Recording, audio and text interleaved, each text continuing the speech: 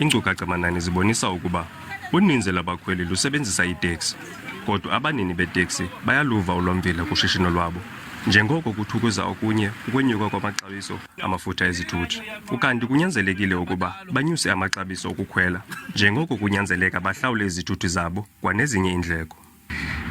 Ipetrol inyuka kube kanye, eminye inyuka kayi-5. Thina noteksi sinyuke kube kanye. Ixesha elilonke sisebenzela phantsi. Is nearly to 30% esiluzayo. Ixesha le-installment liyasichana. Kanti uba i-most yoonoteksi bakwii-areas ngoku ngenxa yokungakwazi ukubhatala ngenxa yepetrol. Isibetha kangangoba inayo nento efuna usixabanisa nee-owners zethu asi-understandane etafileni, ngoba imali enintsi ngoku ibheka epetrolini instead yoba ibheke ebhankini.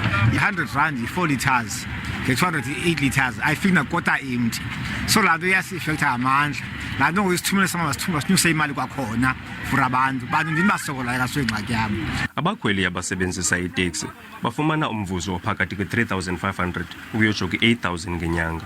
Ukanti ukwenyuka kwamaxabiso okukhwela kuthetha ukuba basala nemali encinci kwimivuzo yabo. Sibhatala i-R21 sibhatala i-25 R4 and imali ayinyuki apho siphangela khona, because sithi siyiripota nje kubalungu siphangela kubo abayifuni uyi-understanda, isichaphazela kakhulu and nalo mvuzo ndiwubheka umncinci kakhulu, ibangela ke ngoku half of umvuzo ndisebenzele inazika i-transport tatana. Iyasibetha into yoonoteksi abanyukayo.